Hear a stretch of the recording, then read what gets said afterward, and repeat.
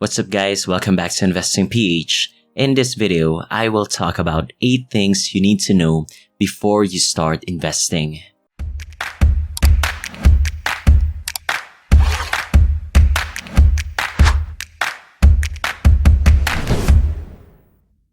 Now before we start, I would appreciate it if you smash the like button, and of course, if you are new to the channel and would want to learn more about finance and investing, then be sure to click the subscribe button as well. The first one for today is to invest only in what you know. A lot of people go into investing because a friend or relative said this is a good company to invest in, or they saw on social media that some random influencer is telling them to buy this stock. You see, a lot of investors lose a lot of money investing this way. They invest in a company without knowing anything about it. They only invest in hype companies. Then when the hype diminishes and the stock price goes down, cutting their money by more than half. Warren Buffett quoted this, "Risk comes from not knowing what you're doing." So if you're blaming the stock market is gambling, no it's not. It's just that you're investing in companies you don't know and understand. So before you even press that buy button, do research the company first. Know if they have good financials and have the potential to grow in the future. The second thing you need to know, and is connected to what I said, is to remove the noise. So what noise am I talking about?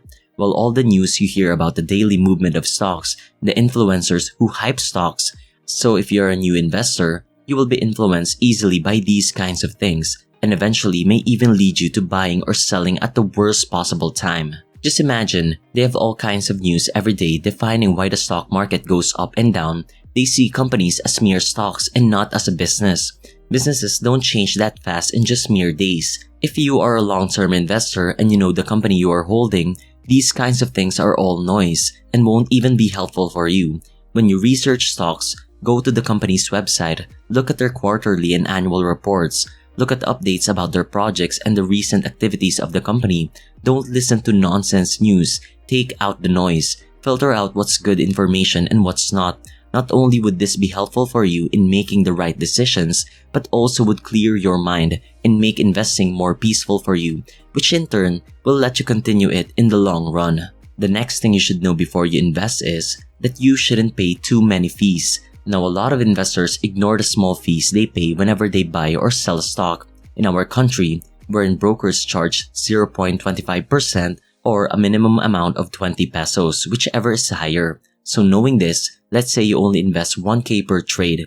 This means you get 20 pesos as the brokerage fee, since you won't get the 0.25% because of the minimum cap of 20 pesos. So whenever you buy, you are charged 2% if you only invest 1,000, which means the company needs to rise 2% for you to break even just by buying that company. You see, 2% may not be that large for you now, but if you compound this in the long run, it will be a huge cut to your gains. So try to minimize the fees you're paying for every trade if possible. The fourth thing you should definitely know is how to calculate the intrinsic value of a company. Now, I explained this in one of my videos, and I also gave one example of how you can compute it.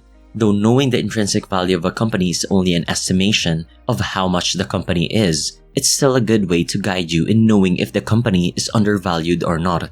This would allow you to filter out investments and may even prevent you from buying an overly valued company. But this computation still has its flaws, since it can be prone to certain biases, since your formula relies on your growth projections for the company, and some investors use a high growth projection, which sometimes isn't even possible for the company. This makes your computed value so high, which can mislead you into thinking that the company is undervalued. That's why never use this alone. You have to research first the company, know what they're capable of, its future growth potential, its financials, and everything, and always combine this with a margin of safety. Since this is only an estimation, and there is a high probability of errors in our calculation, it's good to have a margin of safety. So for example, for company Z, your computed intrinsic value is 5 pesos a share. With a 30% margin of safety, your buy price for it is 3.5. This means if company Z is trading below that price, then that's your time to buy it. Now, there's no exact rule on what percentage you want your margin of safety to be. It all depends on you. Some use a 50% margin of safety, while some only 20%. This is so important since this will serve as a cushioning effect so that when your valuation is wrong, it may reduce your negative returns. But remember, even with all of this will not guarantee that you're completely protected. That's why never use it alone, even with the margin of safety. The company you will be investing in should pass your checklist, not just this formula alone.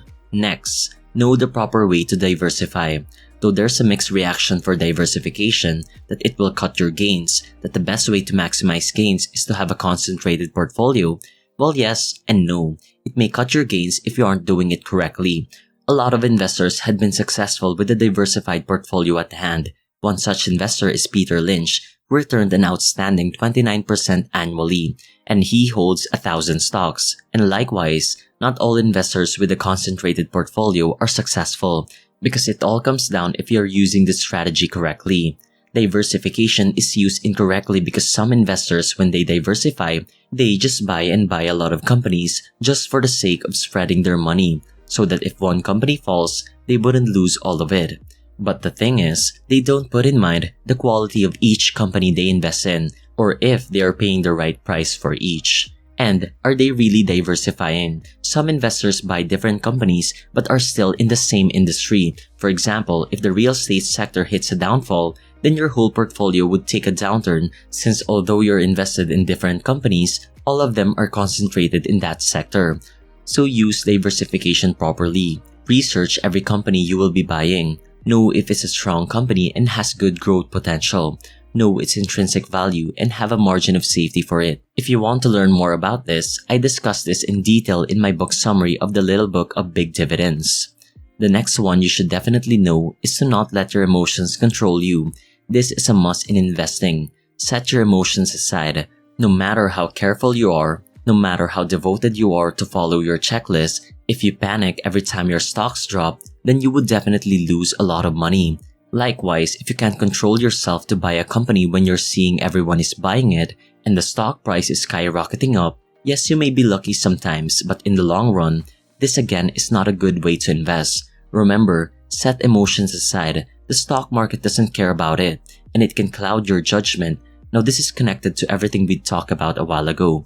Some investors get too emotional in investing since they didn't do the things I mentioned earlier. They lack those basics. They lack the certain security of knowing the companies they hold. That's why they get easily swayed. What we should be doing is using emotion to find good businesses, finding what you love and understand. And when you are calm while everyone else is in a state of panic, you can buy companies which are trading at a huge discount. This is what can set you apart from the rest of the investors.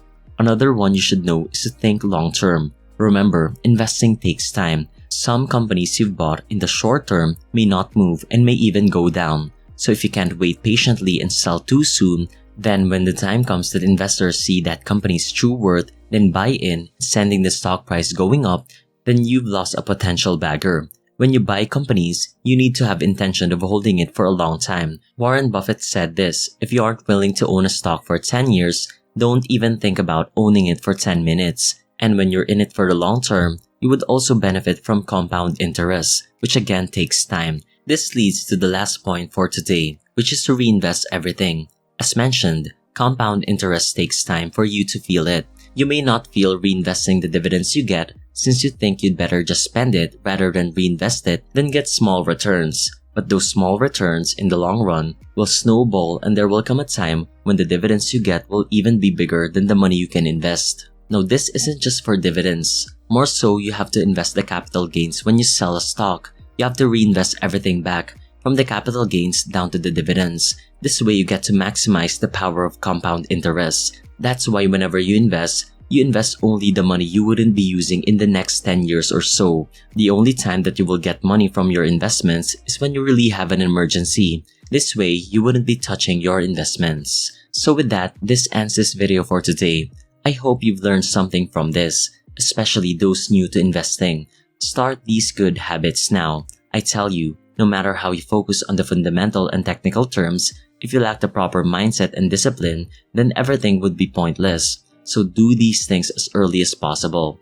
With that, if you still haven't liked the video, I'd appreciate it if you do so. And if you want to learn more about investing and finance, then might as well hit the subscribe button as well to be notified whenever I post a new video. So thank you and see you in the next video.